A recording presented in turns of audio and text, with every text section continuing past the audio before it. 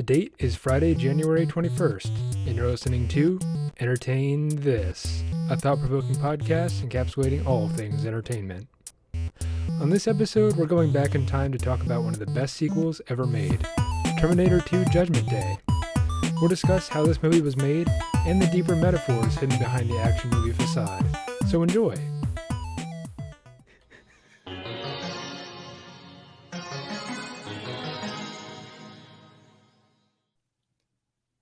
Welcome, ladies and gentlemen, to the only show on the internet encapsulating all things entertainment. It's Entertain This. And now for your cold open, back to us a couple minutes ago. Hey! Welcome to Entertain This, everyone. No, that's not how this works.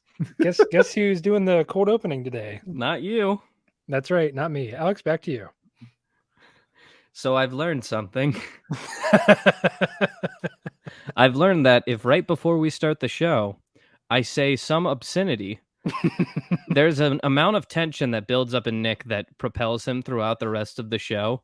And with one word, one obscenity, I can release all of that tension right before we start. And he goes into a giggling fit that doesn't stop. Ever. He's like a slinky.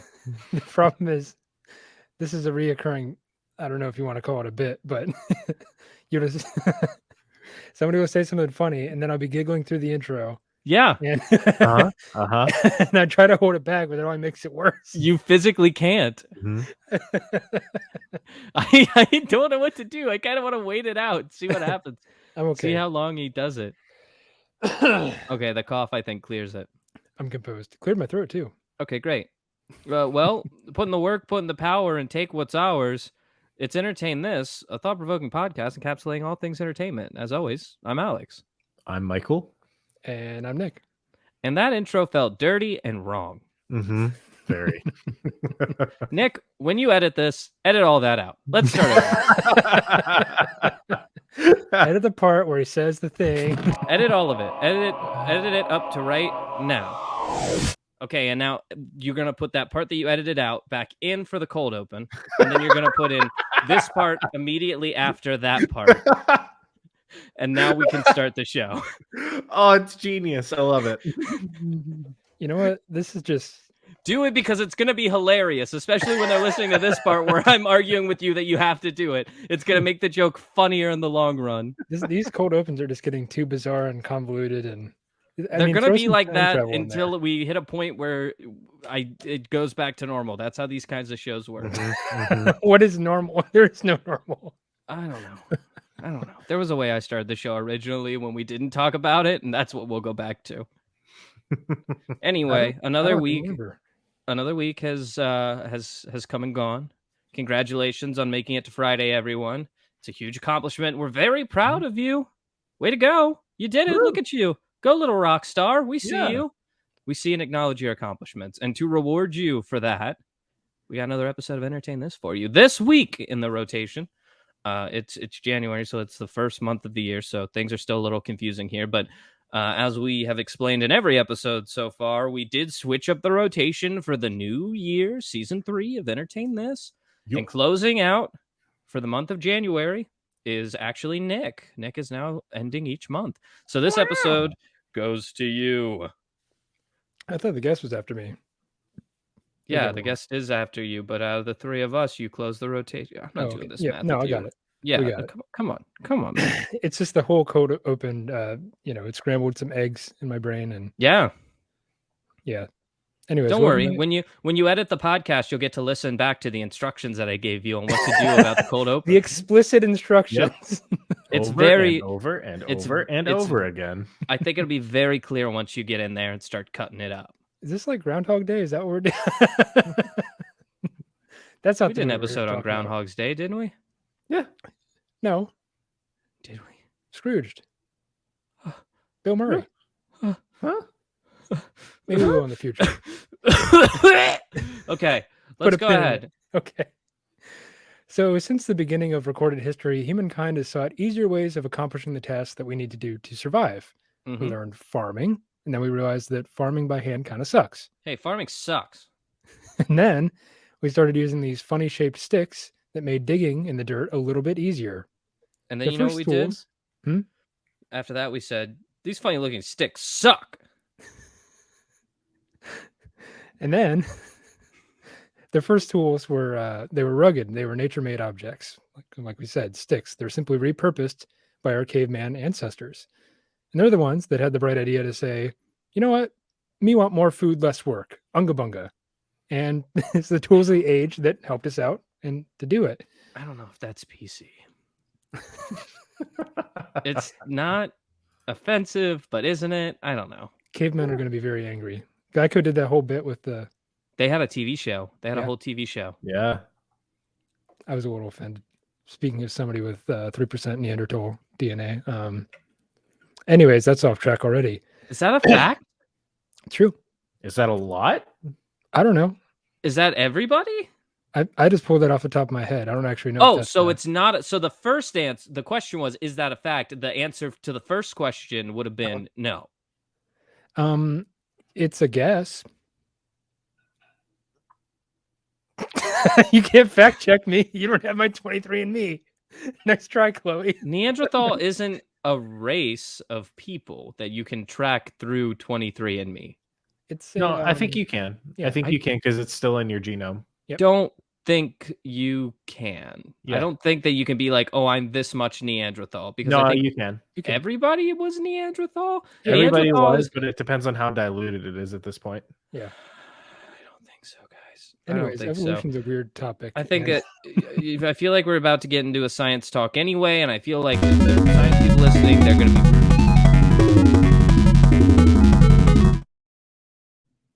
Wow. Is Hey, we were drowning out here. What's up? Nick called me out personally, and I always respond to that. So I looked it Sorry. up. Approximately 20% of DNA, Neanderthal DNA, survives in modern humans. However, a single human has an average of 2 to 2.5 Neanderthal DNA overall, with some countries and backgrounds having a maximum of 3%. So the answer was 3. It was a fact. It could be true, but he does not know this for a fact. I And think can that's it the be point. tracked through 23andMe? Yes. Or does believe- everybody have have seen Neanderthal that. DNA in it? Yes. Probably it would show up on most everyone's. I'll look it up. But it After shows show. up? Yeah. Yeah. It says you're He was this not much lying of about that. Neanderthal. Yeah. Why? Why would I lie to you? Why would you be a certain amount Neanderthal? I thought Neanderthal was like a time. Like, No. That's a, like No. humans were Neanderthals and then they stopped being Neanderthals at this point. No. it was like two different upright. So is it like an extinct species of human? Basically, yeah. It's like we have unearthed a Neanderthal. We have its genome. We have been able to codify that, and then we compare the code from modern humans to that, and that's how we get the percentage of overlap. And we were Like- like, hey, they're humans and then they're Neanderthals. Kind of like they're monkeys and then there are like gorillas. Yeah, They were it's like, it's ki- these are it's the also same kind of like thing. how humans and monkeys share DNA. Wild. Does Mhm. 23andMe tell you how much monkey you are? No, I'm pretty Hate it. sure. All you right. can- Thanks, We'll Chloe. get there. You're welcome. How much of a banana are you? That'd be. Ooh. I want to see that. We share Isn't it more like DNA with 94%? bananas than Yeah. we do other things, and we know that for a fact. Anyway, I Uh, don't think that we're talking about Planet of the Apes today. No, I wish That's we not the were. one. Is it a Yeah. different movie? It's a different movie. Okay, well, let's hear it. I got a little intro spiel. We got to get through the intro. No, spiel. I'm trying to get you back to it. This was all a segue for you to work your way back to it. So, anyways, anyone who's played history-based games will be familiar with the progression known as a tech tree, which starts with very Mhm. basic things like wooden tools and stone wheels, and then it progresses to something we call like endgame techs. Think of giant death robots and supercomputers and stuff like that. You start off with rocks and twigs, and you end up with cyberpunk stuff. But at the top of these tech trees, there's always some sort of end. There's some point where you reach the top to enjoy the view or maybe to savor the reward of a game well beaten. And in the end, that's something that, you have to come to eventually. You just can't advance and expand endlessly because programmers are running out of things to put in the game after all. But we're well aware that all this technological achievement is not without cost. We pay for these new techs with in-game research points or XP or whatever you want to call it. the same way that our real world advancement is paid for by damage to our environment. And just like Don't Look Up, we're once again wading into the realm of pre-apocalyptic drama with a discussion of one of the best action movies of all time, The Terminator. Dun, dun, dun, dun. So it's kind of funny that Alex chose to talk about Don't Look Up previously on last week's episode, because there are a few parallels to draw between this and the Terminator. We have the classic kind of Chicken Little character who's yelling endlessly about, oh, the sky is falling, the world's coming to an end, and nobody believes him. And that's where we want to start this episode, with a trip back to 1984 with the release of the first Terminator movie. So hopefully you guys have both seen this film, or else things are going to get awkward. No, I've seen Terminator. Yeah, I've seen clips. Clips? You haven't seen the entire movie? I think like by proxy I have, but never like sit down start to finish. Yeah. It's one of those. It's one of those where you started the movie with your grandparents when you were 3 and playing with Hot Wheels, and then you finished it when you were like 28 and flipping through channels. Yeah. Wow. Are there any like moments that you guys remember from those clips that you've seen? Or I remember. I'll be back. Yeah, I remember the quotes. And then I remember like the hasta la vista, baby. So that's I Terminator remember. I remember specifically the special effects at the time were relatively impressive. Mm-hmm. So the first movie's special effects were kind of, they were okay. Budget. But the second one's was good. Second ones for the time were top notch. I do remember that. And a lot of them weren't CGI. They were like actual practical effects. Well, I'm talking more about the getting shot by a shotgun and then your chest like showing like metal scraps like melting out. That was a practical effect. That was like a vest that somebody I don't think wore. you can like do a practical effect for a man turning into liquid and moving through walls. No, not so much that one, I don't think. Okay, we're gonna start off with a guy and then throw a bunch of heat at him. I do remember. Now that I think I do remember at one point, I think Arnold Schwarzenegger robs a few people at gunpoint of their clothes. So that's Terminator 2. A lot of these are from Terminator 2, but that's okay. That's our ex-governor, Arnold Schwarzenegger. Well, to Governor you, pal. California. Yeah, that's pretty cool. The Governator, they called him. It's pretty cool. But that's kind of where this conversation is going to lead, hopefully, if we get to it, is Terminator 2. That's where I want to focus a lot of our conversation today. But we do have to get the Terminator, the first movie, out of the way, because it kind of, I don't know if it sets up much, but it's good to kind of get into the lore of it, I guess. So we have to get up to speed in this universe, so to speak. Mm-hmm. The first movie, as you know, was released in 1984. There was a 7-year gap in between this one and Terminator 2. There's reasons for that. We'll get to that later. But we have to set up the stage a little bit. Do you guys know anything about this film? What went into making it? When it went into making it? No. Yeah. No. Okay, so this wasn't this though like one of the first movies that Arnold Schwarzenegger got that like put him into stardom, like from being like the well-known bodybuilder guy to being an actual like actor? Mm-hmm. Yeah, this was one of the first films that kind of solidified his lead man status. Because before, I think you had Conan the Barbarian. I think that came out. Was that before? Yeah. Okay. Because he was shooting it right before he started filming this one. So. Gotcha. Really quick, here's the SparkNotes plot that I've condensed from several paragraphs on Wikipedia down to one. Nice. hopefully. That's pretty much a good summarization of our entire podcast. Yeah. If we can do anything, it's this. I want to make it a point to say I did not use Wikipedia once in the last episode. I used all actual sourceable websites and stuff like that, which was exciting and new. New year, new me. Thank you. Nice. Did you cite it in MLA format or no? No. Okay. I never learned MLA format, actually. And every time I was told to do MLA format, I just didn't turn in that assignment. You just didn't do it. Same, actually. Citing sucks. Nobody likes to cite sources. But here's the plot summary. Basically, sometime in the future, the exact year in this movie is 2029. So 7 years away. Robots decide to nuke humanity. They take over the entire military and all the robots and stuff, because at this point they've taken all the production facilities of the robots under their AI control, I guess. So basically, it's robots making robots at this point, and they're completely in charge of all the fighter jets and all the missiles and nukes, which is kind of crazy. So they nuke humanity. Basically, they start a nuclear conflict, and then humanity's pretty much almost completely wiped out. You have one guy who goes by the name of John Connor. He saves humanity by destroying the robots. He finds some glitch or something like that, but he shuts down Skynet. Skynet's the robot overlords at this point. And a resistance fighter guy by the name of Kyle Reese is sent back in time from the future to 1984 to protect John Connor's mom, Sarah Connor. So are we making sense now? I know it gets kind of confusing when we throw in time travel. No, it makes sense. Yeah. Okay.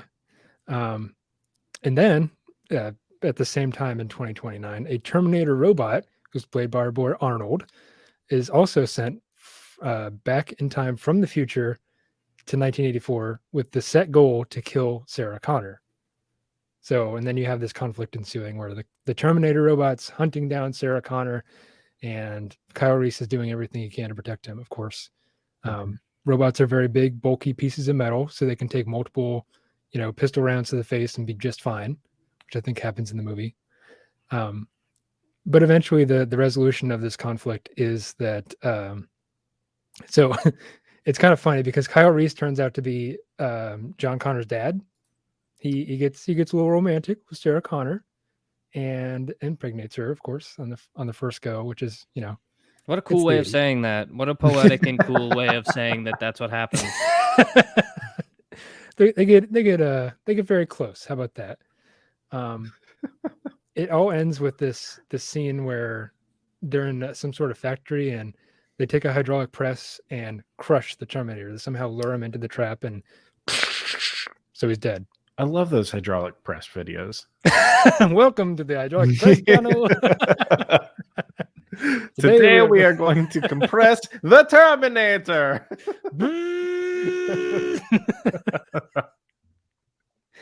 But yeah, that's how this first Terminator meets his demise. And then you have this long scene at the end where it's Sarah Connor rambling. She's doing a voiceover over this Mexican desert, and she's like, "Oh, someday I'm gonna tell John all this." And there's this scene where they have the photograph, and that's the photograph that Kyle Reese had and is brought back from the future. That somebody takes the photograph at the gas station, and Sarah has it. It'll make sense. Just go watch that movie, okay? Cool. Sounds good. Okay. So I think that, the zeitgeist of the 80s had something to do with the making of this film. When you look at all this offshoring that just happened in the 70s, you have the creation of the Rust Belt in our area, where a lot of manufacturing jobs left the United States for one reason or another. Global economic forces came into play there. And you have this kind of fear of the robots are taking our jobs, for lack of a better term. It's all these, because before in the 50s, you had to have 10 people to make a car. And now in the 80s, you maybe had to have maybe one person to screw in the bolts that the robots couldn't get to, and all these robotic welders and stuff like that. So I'm thinking maybe there is a bit of that, but the actual reason why this why this film came into existence was because of director James Cameron. You've heard of this guy before? Hey, he likes submarines a lot. He does. He likes submarines so much. James Cameron. There are two things James Cameron loves, and that's submarines and big, tall, blue women. Those are those two things. Those are the things that dude cannot get enough of. He loves them. Avatar was okay. It's a film. It's fine. It's a fine film, but a sequel is unnecessary. Continue. Please don't make a sequel. They've already made it. It already exists. Oh, no. It hasn't come out yet. James, stop. He won't. He has to have more submarine money. More money for submarines. There's so Some much of the people- ocean unexplored, and it's up to James Cameron to do it. Oh no.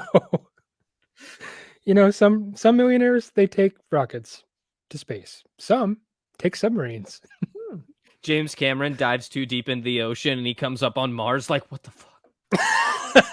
Where'd I? What? Elon Musk is pissed. Who There's knew a the way up wormhole. was down? There's a wormhole. That's why he's wanted to explore it, because there's a wormhole that goes to Mars at the bottom of the ocean.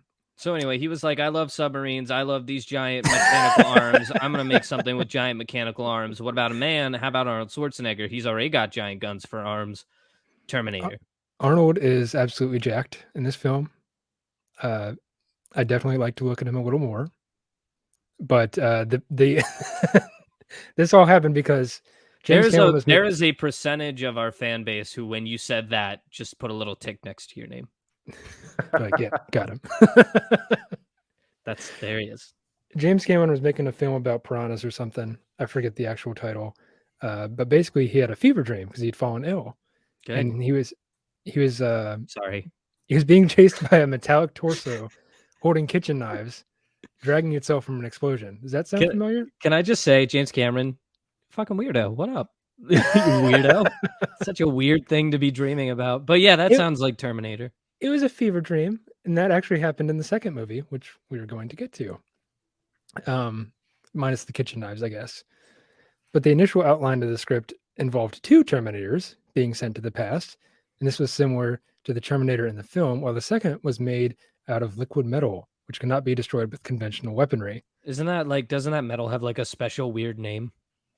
It's not real, but it's what do they call it? A mimetic polyalloy, something or other. Something like that. It's based off of mercury. Yeah, except mercury's not solid. Usually not solid. Well, no, it's a liquid. That's liquid why they metal. based it off of mercury. Yeah, it's the only metal that exists in its liquid form at room temperature. Don't play with mercury, kids, no matter how cool it looks. And no matter what that old-timey scientist time traveler says, I know he has a time machine, but he's from the 1970s and he's going to make you eat it for medicine purposes. Eat it. Mercury was huge in medicine. Oh yeah. Like with it, I think I've talked about this before, but like Abraham Lincoln took mercury pills and it like pissed him off and almost made him too unstable to run like the army during the Civil War. And he decided to stop taking the mercury pills. And that's why everyone thinks that at some point he chilled the fuck out and became the great man that we all know him as, because he was like, you know what? No more mercury for me. Abraham Lincoln, first rail fan. True story. Anyways, James Cameron felt that the technology of the time was unable to create a liquid Terminator because computers were just, they were just coming on the scenes, and he knew that CGI wasn't quite there yet. So he shelved the idea to create the appearance of the T-1000 Terminator character until Terminator 2 Judgment Day in 1991. The original Terminator movie was originally budgeted for only $4 million, and that was later raised to $6.5 million. So it's a $6.5 million budget. There was a little interference from Orion Pictures, who was the distributor at the time. Orion kind of had these suggestions. They had their own ideas, of course, as they do. And they were talking with James Cameron. He's like, hey, can you change the script to make Reese have a canine android dog? And James Cameron was like, no. And then they're like, hey, can you make this love interest between Sarah and Reese? And then Cameron was like, okay, I can do that. So then you see that in the film, of course. It was March of 1984 when the film started getting into production. I think they shot the first scene or something like that. And Cameron felt that with Arnold Schwarzenegger on the set, the style of the film kind of changed, explaining that the movie kind of took on a larger-than-life sheen. And Arnold was larger than life at this time. He was a very big man. And most of these Terminator action scenes were filmed at night, which led to a very tight filming schedule before sunrise. So just keep the actors in mind as you watch this film, because they're probably pretty tired. Let's see. I have a couple other fun facts here. When Arnold had tried to deliver the iconic line, "I'll be back," he wanted to have that changed because he had difficulty pronouncing the word "I'll." I'll. Yeah, because he's Austrian. I'll be back. I'll be back. I'll be back. Arnold, is that you? I'll be back. It's more like getting into like Puff- Andre the Giant You have to territory. like puff your chest out and like give it down. I'll be back. I'll be back. Do be you remember, back. do you remember that scene in the Terminator where Arnold, the Terminator, goes, "Does anybody want a peanut?" You guys remember that scene in Terminator where Arnold, as the Terminator, comes up with a new blend of sweet tea and lemonade and calls it an Arnold Palmer? He calls it an Arnold Terminator. I don't know. Hey, do you remember that commercial for the Terminator where Arnold Schwarzenegger as the Terminator shows off the slap chop? This is true? meta, but I do want to talk about the fact that I already titled this episode Terminator, I Barely Know Her. Do I have to use that now? Yeah. Because I said in the episode. Terminator? I barely know her. Classic bit. Anyways, Arnold wanted to have this line rewritten to "I will be back" because that's, it's easier for him to say. But James Cameron let him have like several takes so that he could actually get out the words. The movie's distinctive music was written and performed by composer Brad Fiedel to create the iconic clangs of the film's percussive theme. He clanged frying pans together and layered synth melodies underneath using a Prophet 10 and Oberheim analog synthesizers. DJW, is that you? Can you imagine that? It's like boom, boom, boom. He's just clanging them together. He's like, yeah, that's music. And then he like took that sound and plugged it into his keyboard and it was like ding, ding, ding, ding, ding, ding. We were all like, nice. Yeah, he looped it, and it kind of had this weird timing thing to it. And the time signature, fun fact here, is that it's written in 1316, which That's a long time ago. No, it's 13 over 16. So it's 3 plus 3 plus 3 plus 2 plus 2 for all you music nerds out there. I can't wrap my head around that. So, and for the rest of you, we're just as lost as you are. Don't worry, buddy. Buckle in. We're going to get back into the safe zone soon. He later converted that to a 6/8, which is a bit more friendly for us humans. And here's the last fun fact for this film is that the final scene where Sarah Connor is driving down the highway was filmed without a permit. Cameron and a writer convinced a police officer who confronted them that they were making a UCLA student film. So statute of limitations, I guess they could still get tried for that. I don't know, but it's just funny. Like, yeah, we have a permit. No, you don't.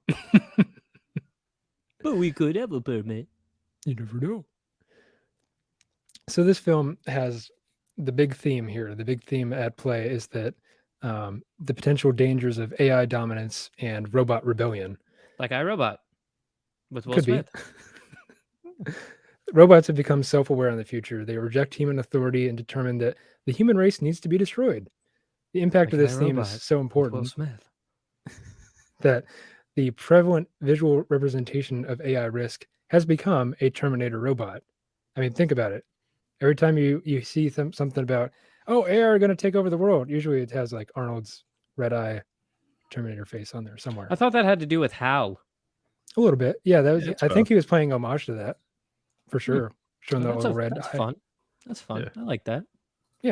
2001: A Space Odyssey is also a great film. And not made in 2001. These are the quick facts you're only going to get here on Entertain This, the only show on the internet encapsulating all things entertainment. Yeah. But it kind of gets into this thing of what a robot should do. First thing they should do is take orders, right? So are there like a set of rules that the robots follow? They're like Will Smith's a robot. So Isaac Asimov was a futurist and he wrote a whole bunch of like sci-fi stories back in the 50s. And he has these 3 basic laws of robotics. The first law is that a robot may not injure a human being or through inaction allow a human being to come to harm. Guys, I think that Will Smith's iRobot ripped off the Terminator. I'm just going to say it. Probably. Second law, a robot must obey the orders given to it by a human, except where such orders would conflict with the first law. These are the exact rules that are mentioned in iRobot by Will with Will Smith in it. They're pretty universal. It's not by him, though. He didn't write it. Isaac Asimov did. The third law is that a robot must protect its own existence as long as such protection does not conflict with the first or second law.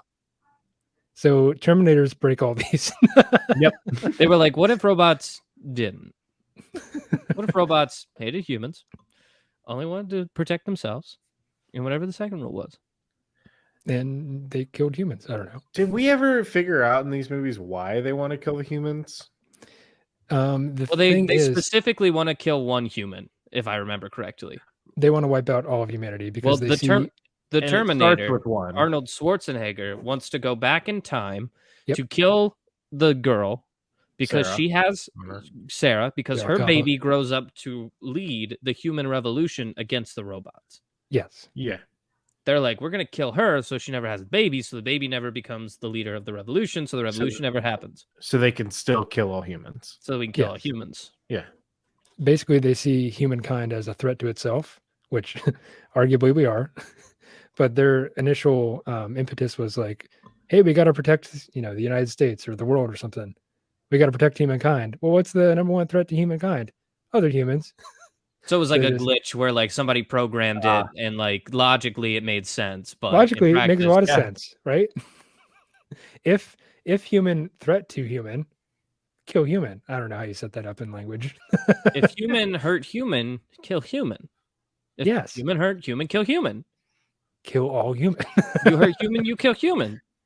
This just feels like the New Girl cookie scene. That's the exact scene that I'm quoting Okay. here. Give you cookie, got you cookie. Kill human, I kill human. It's Skynet decided that humans not so good. We're gonna wipe them out. So now we get to Terminator 2, Judgment The Day, squeakquel. the Squeakquel. Because oil. Because oil can. I thought about it, then I was like, nah, that doesn't work. But this is one of the greatest Ooh. sequels of all time. Is it a true electric boogaloo? It is. Because they took all the stuff that we loved about Terminator and they were like, fuck it. More guns. More Arnold. More Arnold, More action. More everything. more CGI, Mhm. more budget. More future. More submarines. I- More profit equal more submarines. I don't know if there's actually a submarine in this film. I don't think there was. Bring Daddy Cameron his submarine. I love this new like James Cameron character you've come up with. One of He's my just obsessed with submarines. favorites. We must make another Terminator, for I have crashed my submarine. And that's why we got a reboot recently. Yeah, that was pretty good. But I'll talk about that another time. Dark Fate's a good film. Go watch that as well. But Terminator 2, best sequel of all time. And we had to wait 7 years to get it. I wasn't alive, so I don't care. I didn't have to wait at all. Well, let's start there. Why do you think this film took so long to make? Was it just James Cameron submarine? He kept was too running busy. off on submarine trips and not telling people where he was going. And you know, the last place you're going to find somebody is at the bottom of the ocean. The mafia figured that out. He would be like, yeah, I'll be right back. And then he saw the glistening water of the ocean. He was like, it's calling. I got to go. Daddy must ride on his submarine. And so, you know, took a while. He just Took a spends while all to his get him time at the focused bottom of the again. ocean. It wasn't until he ran out of uranium to power his submarine that he had to come back up for air, for supplies, and continue making Terminator 2. Yeah. Sure, that's that's your headcanon. Go for it. Yeah. The talk of a potential I think it's just history, but that's fine. talk of a potential sequel to the Terminator arose soon after its release, but several outstanding issues precluded its production. There were the technical limitations of computer-generated imagery, which was an aspect of the film essential to the creation of the T-1000 Terminator, the liquid metal prototype, whatever you want to call it. There was intellectual property disputes between Hemdale Film Corporation, which owned 50% of the rights to the franchise, and stymied efforts to produce a sequel up until this point. To end these legal disputes, Cameron and Arnold and Linda Hamilton, who played Sarah Connor, got on the phone and kind of worked issues out at It's the like time. what Tom Holland did. Yeah. Yeah, he's like, hey guys, I can handle this. He said, hey guys, stop for the fans. Stop fighting, okay? And Sony and Disney went, yeah, Tom, you're right. Anyways, when Arnold talks, you can be like, okay, I'll do whatever you say. Make the movie or I will kill you all. I'll It's be like, damn, back. Arnold. I will be back. He leaves the room. I'll be back. He walks in. He goes, "I'll be back," and they were like, "Yo, what?" He's like, I will be back." They're like, "No, that's I." Give him a minute. He needs a couple takes to get warmed up. Red leather, yellow leather, red, yellow, red. I'll be back. We should just make the sequel. He really looks like he wants it. He's trying so hard. Somebody get James Cameron on the phone. I've been trying all morning, but he won't answer because he's in a submarine at the bottom of the sea. There's no cell phone He'll pick reception. up his shell phone. And also, it's 1991, and we only have Saved by the Bell brick era iPhones. iPhone's not made yet. And I know about the iPhone because this is the Terminator. Hey, Nick, you got a script or something? Oh, yeah. Sorry. James Cameron and William Fisher, who is a writer on this project, completed the 140-page screenplay draft on May 10th, 1990, after these legal disputes are settled and Arnold has a word with the lawyers. And by July 15th, the first shooting draft has been distributed to the cast and crew. So that's a pretty quick turnaround. It's like 6 weeks, I think, for the script and the film's accelerated production schedule. And they really wanted to get this movie done before 1991, July 4th, 1991. So it's only like, a year or so, a year and a half from the time they started writing the screenplay to the time it gets released. So they get a $102 million budget. That's in 1991 dollars, which is 15 times more than the former film. Oh, so yeah. they're balling. Oh yeah. So it turns out James Cameron's weird fever dream sells pretty well. Let's give him more money so that he can make an even scarier one. Yeah, I wouldn't. These films were pretty scary to me as a kid, but now it's just like, oh, it's a giant death robot. Like, I've seen that before. Who cares? Here's the thing. We can talk about oversaturation of media all day. Mhm. Things that were scary in 1991, they're not so scary now. That's why the term campy exists to talk about like things that used to be scary that aren't anymore. But if we're thinking about this through the lens of someone from 1991, the idea of a Terminator robot coming back in time and killing me because they want all humans to die was a pretty scary thought. Especially when your calculator just learned how to graph stuff and you were like, oh God, technology is advancing. Technology too much, too smart. The Power Glove just came out and I'm losing my goddamn mind about it. Something like that. Nowadays we're like, yeah, we got AI under control, right? We don't need to worry about it. Nowadays we're like, Siri, find Arby's. And she's like, I'm sorry, I didn't hear that. And we're like, Siri, find Arby's. Siri, you idiot. Are you stupid? Anyways, let's get to the plot of Terminator 2, shall we? It's 1995, so it's like present day for them, pretty much. John Connor is all grown up now. He's living in Los Angeles with his foster parents. His mother, Sarah Connor, who's been preparing him throughout his childhood for the future as leader of the human resistance against Skynet. So the Holocaust now is going to happen at 1997, August 25th, 1997. That's the big date that we're all trying to avoid. It's known as Judgment Day, which maybe is a reference to the Bible with the Book of Revelation and stuff like that. It could be, couldn't be. However, Sarah is arrested and imprisoned at a mental hospital after attempting to bomb a computer factory, all while screaming about the impending apocalypse and sounding like a crazy person. See Don't Look Up or Chicken Little for a similar story to this. It's different, but I get it. It's a little different. They're trying to avoid an apocalypse.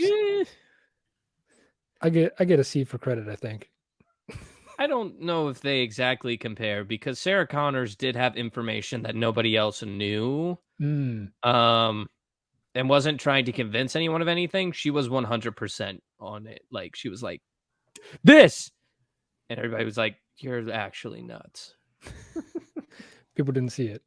And here's the dream sequence where Sarah Connor is, this is really like one of the best film effects, practical effects in film history, is that there's Sarah Connor's playing. They're sitting on a playground or something, watching kids play on the playground or whatever. They're on a hill overlooking LA, and then a nuclear bomb goes off, and that's all like a scale city. And they used an air mortar to simulate the effects of an atomic blast. And then I think that scene ends with it's a reoccurring dream that Sarah Connor has where she's clinging onto the wire fence and she's getting her flesh eviscerated from her bones. And yeah, it's pretty graphic. It's pretty scary. So yeah, I can hear Michael Googling this scene. Yeah, you have to go and watch it. James Cameron, the submarine boy, claims that actual physicists have told him that the depiction of the nuclear blast in Terminator 2 is one of the most authentic representations of the effect of an atomic bomb. Yeah, but wouldn't you say that too if you made it? Wouldn't you be like, no, listen, nuclear physicists they've been calling me. I've been getting calls. Have been like, hey, did you know that that's the most accurate depiction of a nuclear explosion? To their credit, they did study films from like the 60s when they set up nuke towns. Yeah. Just to give them credit here. Anyways, fast forward to 2029 when Skynet sends a new Terminator prototype, the T-1000, back in time to kill John Connor. They're just going to go for John at this point. It literally is like a true sequel where they're like, let's do it again. Yep. That didn't work. We're going to try again. Let's do it again. The T-1000 is an advanced prototype made out of mimetic polyalloy or liquid metal that enables it to assume the shape and appearance of almost anything it touches and to transform its arms into blades and other shapes basically at will. The T-1000 arrives and kills a police officer, assumes his identity. He also uses this police computer to track down John. This is Arnold Schwarzenegger, yeah? Nope. This is the T-1000. Oh, no. Not yet. He hasn't arrived yet. So you have this scene where he arrives. There's this thunderous mass. And he goes, lightning. I'm back. No. Everyone goes, yeah! It's him. He did it. He doesn't say that. That's T-1000 doesn't say that. He doesn't say anything. It's kind of creepy. He's just ever? Like, throughout the whole movie? Well, I mean, he's a man of few words. I would think, well, he doesn't say much. I'll leave it at that. Okay. Basically, and then so John has a police record. This much we know off the top of the film here. He's kind of a wild child. He's getting into stuff that he shouldn't be getting into, and maybe running with the wrong crowd of kids or something like that. There's one scene where he hacks an ATM machine to get some cash for an arcade. Dope. In typical 90s fashion, right? Sounds like a dope kid. So he like plugs in like he plugs in a little computer and hacks it or something. Like he plugs in and it like folds out and he's like, and then, like it enhances, it zooms and it enhances, and he's like, I'm in, and then he gets the money. Something like that. But meanwhile, in the future John Connor has sent back a reprogrammed Model 101, played by Arnold, to protect his younger self. He's a good guy now. Good job. He's a good guy. He's a good guy, Terminator. He says, "Hello, I'm back." He's a good guy now. I am back. I am back. It's easier to say, isn't it? And kid John Connor's like, "Who are you?" And he's like, "Damn it! If anyone else were here, that would have landed really well." It's assumed at this point in the movie that all androids from the future are bad, but of course, this good guy Terminator, he's got some work to do. He's got some convincing to do. Now, the arrival scene for the Model 101, played by our boy Arnold, it's a delightful slice of early 90s action movie violence. He arrives in a vortex of sparks, of course, completely naked, outside of a motorcycle bar of some sort, and he asks one of the patrons for, quote, "I need your clothes, your boots, and your motorcycle." I need your clothes, your boots, and your motorcycle. And of course, this is a tough looking like motorcycle dude. I think he's smoking a cigar, and he says, "You forgot to say please." And then he extinguishes the cigar on his bare chest. At which point, Arnold grabs his wrist, breaks it, and bends him over a pool table, and beats the ever-loving shit out of him. If he had said please, do you think he would have gotten it? I don't know. Maybe. Manners are very important. I was taught that at a young age. Then there's this good old fashioned bar fight scene. You know, who doesn't love one of those? And now, after this bar fight scene, Arnold, now dressed in biker clothes, steps out of the bar while Bad to the Bone plays. So you get like, which back then it was like the first time that had ever happened, and everybody was like, "Wow, this song's perfect for this moment." yeah, because he's looking bad to the bone. And the bar owner steps out of the bar, confronts him with a shotgun, which this Terminator just rips out of his hands because he's ballsy like that. Politely, of course. He doesn't say please this time. respectfully. Respect. Yeah. But he's not done taking just yet. He takes the shotgun, and then he takes some sunglasses out of the owner's breast pocket, dons them as he rides off on a stolen bike. What a legendary scene. And of course, all throughout this film, he's just looking like a badass because he's got the leather jacket on, he's got the sunglasses, and he's just peak performance. That's what it looks like. Take notes. And then you have the T-1000 and Arnold's Terminator. They converge on John Connor in the shopping mall. And there's a scene where he's in a hallway and you have one Terminator in front of him, one Terminator in the back of him. And you got to be thinking like, oh shit, he's going to get killed. Because at this point, you don't know that's a good Terminator. Of course, this Model 101 has to convince John that, you know, hey, I'm here to help. I'm a good guy. And there's He this says, scene "Hey, I'm helping here." John, young John teaches him about how to be a human, how you have to say "hasta la vista, baby," and other cool things. And he figures out, hey, you have to do what I say because I'm John from the future, but younger. And the Terminator's like, "Yes." You have to do everything I say. He So says, it's kind of cool. "Dance. Now go become governor." And then he becomes governor, the Governator. So we have John and this Model 101 robot, Terminator, excuse me, and they're being chased by this Model or T-1000 who hijacks a semi truck. And then this is another legendary scene. I know I'm saying that a lot, but you have this car chase scene where the T-1000's in a semi truck and he's chasing down Arnold and John on the back of this motorcycle. And they're going down like this drainage ditch, and the semi truck jumps off an overpass. And all the while, Arnold's like, he's got this like old school shotgun. He's just like shooting back and flipping it, looking all cool. Which sounds right until you realize that a shotgun is like specifically meant for up close combat. Mhm. So really, he was doing nothing with that shotgun. He was looking cool. That's what he was doing. That's what he was doing.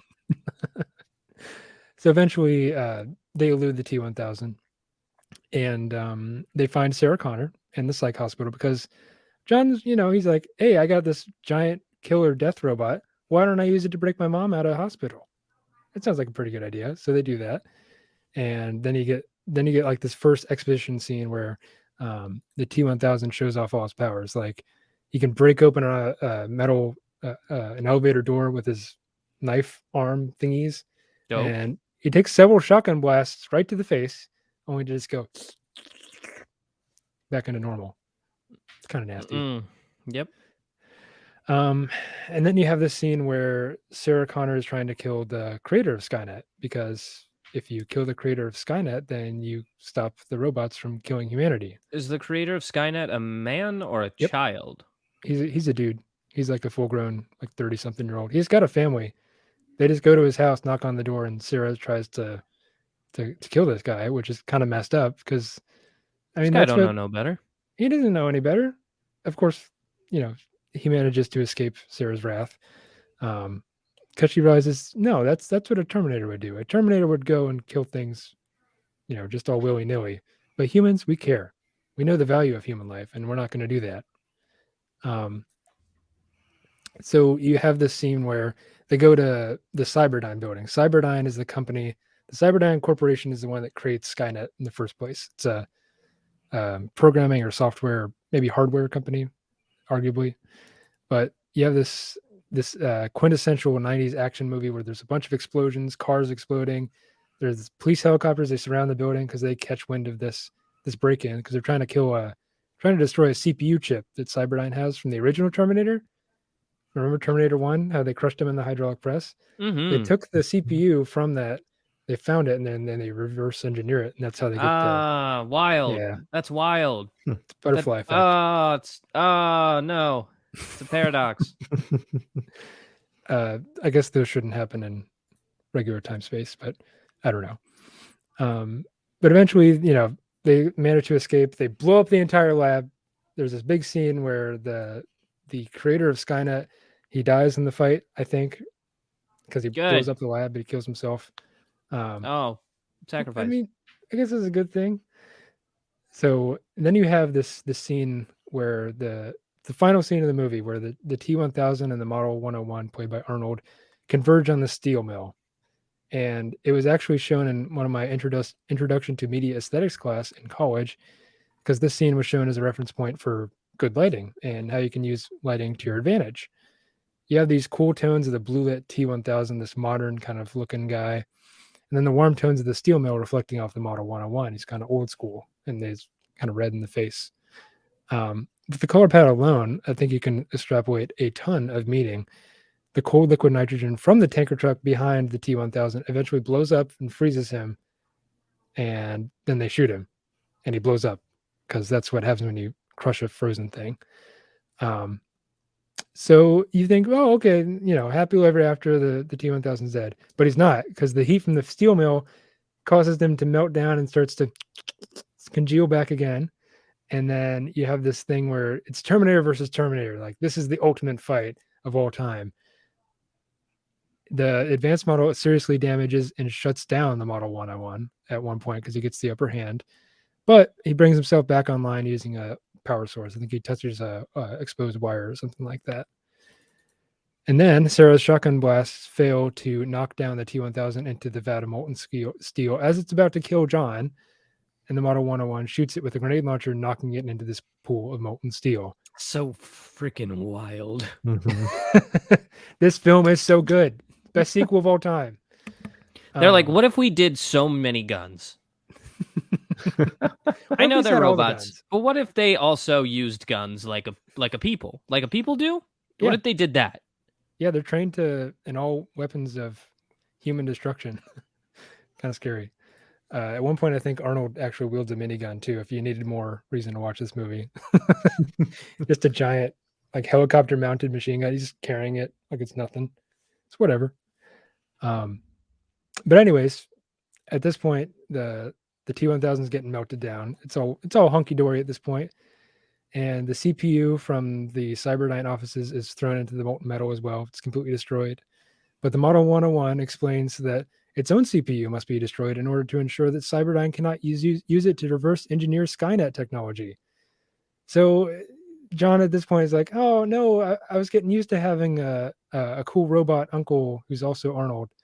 And of course, you know how the film ends. The Model 101 is lowered into this vat of molten steel, and he gives a final thumbs up as you see it descending into the liquid pool. So there you go. That's one of the best sequels of all time. One of the best action movies of all time, if you ask me. And it's endlessly quotable, endlessly rewatchable.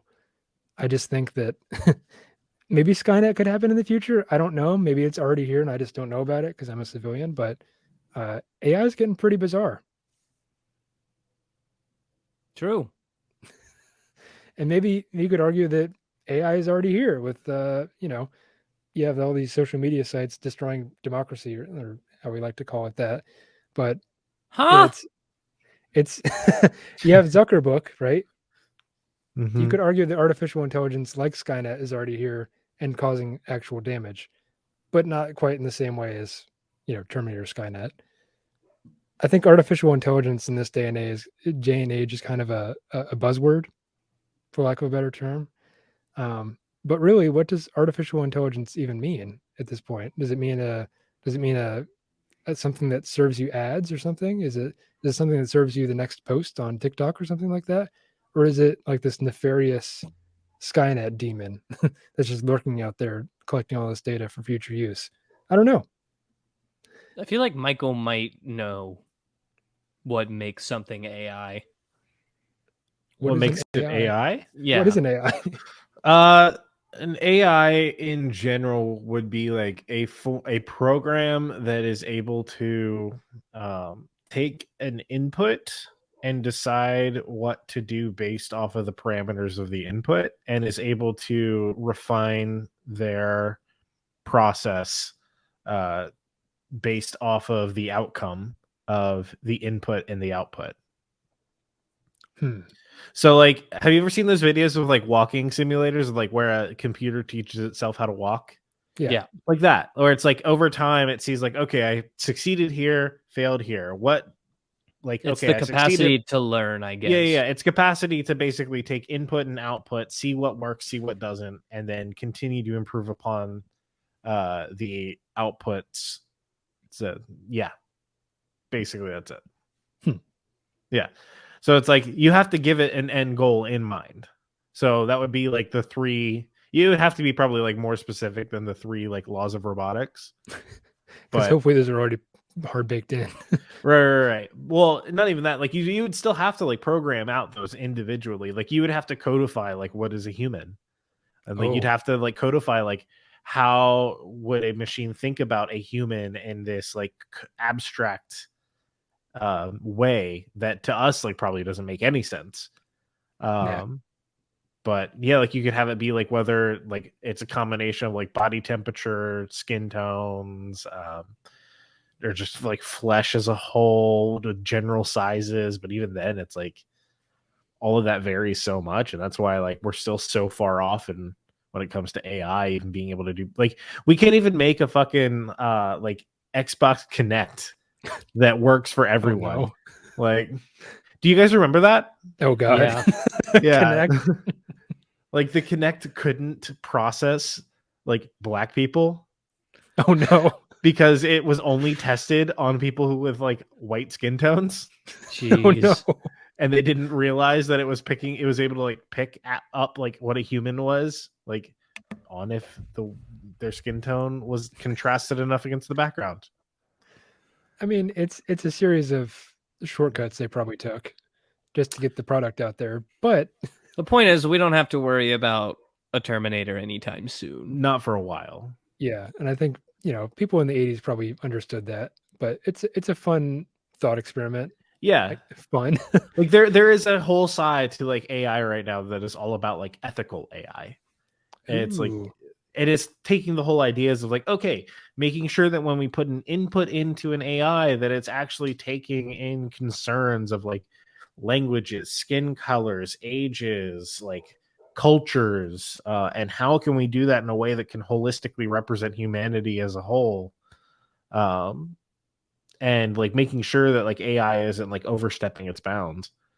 Yeah, and arguably, I think maybe it has been a little bit, especially with you look back on the 2016 election and the 2020 election, where it's feeding opposite sides of the political party stuff that'll get them ginned up, for lack of a better term. And you have people becoming more and more angry at posts that are being fed to them because they seek them out, whether knowingly or Well, it's not. easy to do You when have you can to- quantify engagement. Yeah, see, that's the thing. The AI is based off of what you personally seek out, so that you're fed more stuff that you like. Yeah.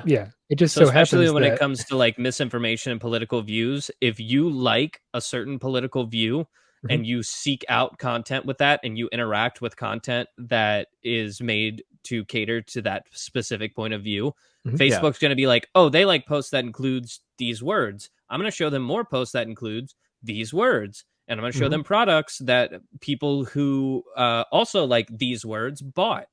And that might include a Confederate flag or like the Punisher's logo with an American flag pasted over it, telling you to like go revolt or whatever. Yeah. That's Or like what that AI does. Windows stickers that show Calvin peeing on something. It doesn't know that, that is it's so classy. I love that. the AI doesn't know that what it's doing is bad. It knows ones and zeros, and this, according to what I'm programmed to do, fits all of the criteria to show this person this. Right, but that's where dangerous. ethical like AI development comes into play. Is should it Facebook be ain't paying for that? No, they were up for a while. Like Google had like specific I think they actually got rid of the team, but they Oof. had like an ethical AI team. Facebook had something like that. So did Facebook, Google, Twitter didn't YouTube? really have too much of one. But They don't have too much AI.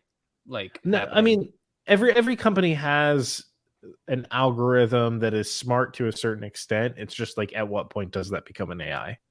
Mm. Like, who you knows? have an algorithm that produces your timeline on Twitter. You have an algorithm that produces like a feed on Instagram or I think on once Facebook. it starts like recognizing mistakes that it's made, that's when it becomes an AI. Well, even an algorithm can do that because it's taking like your response to its output and it's learning from that.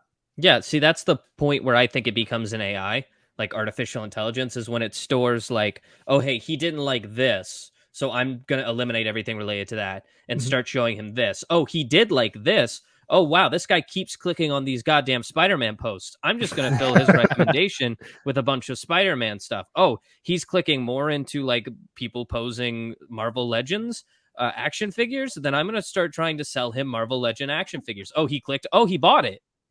And that's Yeah. what happened to me last week. That's like the more harmless end of it, but the more nefarious end of it is obviously elections, mangoing in elections, and Yeah. maybe sometime in the future that the AI will become smart enough to fly our drones for us. You never know. That's the scary Maybe. part we want to avoid. We'll see. The thing We'll is, see. is that when it comes to the end of the world coming, it's going to be 100% at our hands. It's not going to be at the hands of a robot, and if it is at the hands of a robot, it's going to be an immediate reaction to something we did. So just be chill, and Be you'll nice all right. to your Amazon Alexa, your Google Dot. You don't got to do that, but once it has the capacity to wield a weapon, start being cool to it. maybe be a little nicer at that point. That's Once all I'm it can saying. obtain and wield a weapon, start saying please and thank you. I always say please and thank you to my Google Assistant. You can quote me on that. I won't. Do you have a Be nice closer, to or your should we robots. move on? Oh no, I gotta here's a Okay, because we In can't stick around on conclusion- this forever, you know. Oh, I know. It's AI is scary. It's a Uh-huh. new technology. It's a rabbit and hole. It's a rabbit hole, and so is time travel. But again, I think we'll save those for future episodes. In conclusion, humanity has made a variety of tools that have made our lives easier to live while also creating additional unforeseen complexities. It's a great idea. It's a great idea to have robots taking care of menial tasks in a warehouse, but maybe consider how that puts somebody out of work. And it's also a great idea to have our robots fly our fighter jets for us. But what happens when the system doesn't do what we tell it to do or starts making its own decisions? Our headlong charge to the top of the tech tree is not without a cost. And in the Terminator movies, the cost is our very lives. It's all too logical to pin all of our problems on ourselves, and any third party can see that. And maybe that's why aliens haven't visited us yet. We're too busy squabbling amongst ourselves and our individual nations, states, and political parties to even consider coming together into one unified planet. The biggest threat that we face in the next 100 years is, unarguably, ourselves. And Skynets can see that. So if you've somehow avoided seeing any of the Terminator films, I think you should definitely go out and watch them, if for no other reason to enjoy some classic action movie goodness and over the top bar fight scenes and car chases. But at the very crux of it, it takes into question what it means to be human living in this age of machines. So thanks for listening, and go entertain the Terminator movies. Excellent. Boys, I got a quick this for you. Oh no. Oh no. Let's I need hear a it. timer. Oh yeah. Let me get a timer. Do I got a timer? Do you got a timer? Who's got a timer? Anyone got a timer? He, she, we, timer. Wumbo? It's third grade, Nick. Hey. Oh wait, Hey. no. That's not fair. Hold on. 3, 2, 1, go. For all you Twitter users out there, you may have noticed a strange new phenomena on your timeline. It's strange, and when you first see it, you're like, what is happening? What am I missing? Why am I not a part of this? And it's all those weird little colored squares that everyone keeps posting. What's up with that? the green squares, the yellow squares, the black squares, and some random gobbledygook to go up along with it, like 203 5/6, and then a bunch of squares. What's up with that? Have you guys noticed that in your timelines? I'm not on Twitter. I don't know. Michael, have you noticed that on your timeline? I may have dabbled. Okay, so you might know where I'm going with this. I think I do. Well, ladies and gentlemen, let me introduce you to what that might be and give you the codex that'll help unscramble those strange hieroglyphic tweets that you're looking at. There's a new game hitting the world, and it's called Wordle. Wordle is a word app. To be more exact, it is a word app where you guess the Wordle in 6 tries. So you get 6 tries, and each guess must be a valid 5-letter word. And then you hit the enter button to submit. After each guess, the color of the tiles will change. Green means that you got it right and it's in the right spot. A yellow means that it's a letter in the word, but it's maybe not in the right spot. And a black means that it is not anywhere in the word. And using that, you get 6 guesses to guess the Wordle using process of elimination. The fun thing about this game is there's only one Wordle per day, and everyone in the world gets the same Wordle. So if I'm able to guess the word, I post how many tries it took me to guess on Twitter. And let's say Chloe also wants to play. She posts how many tries it took her to guess the Wordle. And we were playing the same word, so it's the same puzzle. And I could say, oh, I finished mine at 4. She's like, oh, I finished mine at 3. I'm like, oh, cool. What was your starting word? And she tells me. And I say, oh, okay, I can see how you got that done so quick and things like that. So it's fun and social. Mm-hmm. But I want to talk more about the creator of the game, Wordle. It was made by a guy named Josh Wardle. It is a pun on his name. That's funny. Yeah, I thought that you'd like that. And he actually isn't new to the game development world. He actually made a couple of April Fool's posts for Reddit that followed the same kind of scheme. One of them was called Place, and Place was pretty simple. It was a basically one website that had a canvas with a total approximate number of pixels equaling 16 million. So 16 million tiles. And every user got to place down one color for one pixel. I've done that. And they fill out the whole thing, and they got to see the picture at the end. And it was kind of a play on the internet culture and the internet as a whole, and all of us interacting with each other. The second one that he made was one called The Button. And the idea of that one was there was a button, and everybody in the world had access to it. And every time you clicked it, it reset a timer that lasted for 60 seconds. And if the timer was up before the 60 seconds was over and nobody in the world clicked it, then the website shut down immediately. Oh, I remember that.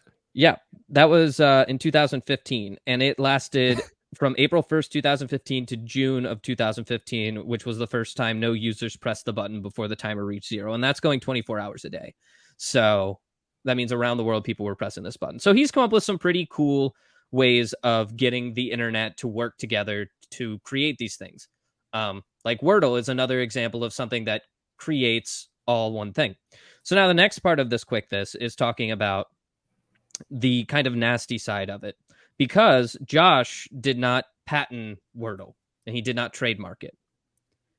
So what that means is there are people who are able to create an app for Wordle and charge people microtransactions to play it all day instead of just having one. And they used his name and used his game and advertised it as Wordle. And if you're me and you don't know what Wordle is, you're going to download the app and start playing it thinking that you're doing what everybody else is doing, but you're not. Oh. So the internet ganged up on this guy on Twitter after making this app. And the dude was like on Twitter bragging about how many downloads he was getting and how much money he was making. And then when somebody said, are you worried about the word trademark for Wordle? I remember when #export got some copycats and had a similar name. I don't remember how that ended up. And he responded by saying, what trademark? Like, oh, well, it's mine now. I'm going to make it. And long story short, his game got taken off the App Store because everyone on Twitter banded together and got it taken down.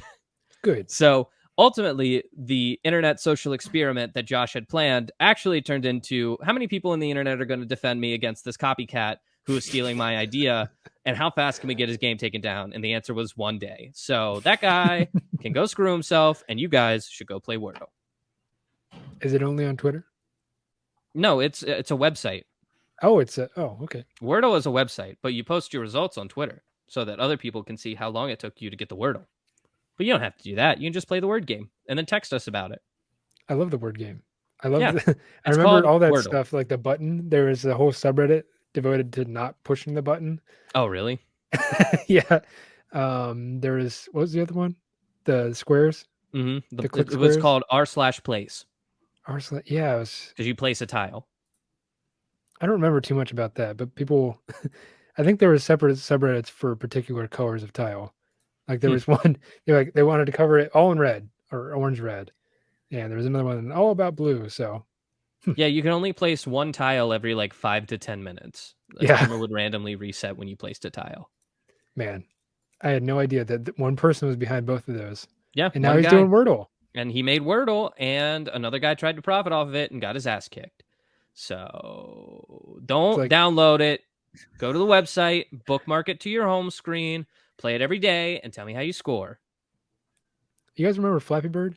Nope. You don't Anyway, remember Flappy Bird? Okay, wow. That was just another thing. Like I games also that remember everyone the guy played who for- sold his old iPhone because it still had a version of Flappy Birds on it. He sold it for like $10,000 because it He made was like profit. the last remaining Flappy Birds iPhone. I still have a iPod Touch with Flappy Bird on it somewhere. That's worth some money, probably. That's worth some money, honey. Guys, DM me if you want it. I would take the highest bidder. Norman's on sabbatical, honey. Oh no. Spider-Man is coming out. Sorry, I just love that quote. It makes me very happy. You know, I'm something of a profiteer myself. Well, that's another episode in the books, ladies and gents. Another Friday come and gone. We hope that you guys enjoyed. As always, if there is something that we haven't covered yet that you want to hear us cover, there are a couple ways you can reach out to us to get that done. The number one way is to email us at our email, entertainthispodcast@gmail.com, or you can go to our website, entertainthis.net. Scroll all the way to the bottom. There's a little questionnaire you can fill out, gets sent straight to our email. It's an easy way to do it. Or if you want to jump on our socials, maybe play a little Wordle with us, you can go to Twitter. We are entertain_this. On Instagram, we are entertain this podcast. You can join our Facebook page where podcast entertain this. So you can be caught up on everything and anything entertain this. And when we go live and do shows, and you can get our puns like Terminator, I barely know her, which is a great pun, and I stand by it. But anyway, thank you so much for watching. And as always, entertain us so we can entertain you, and you can entertain this. We'll see you next Friday. Bye. Bye. See you.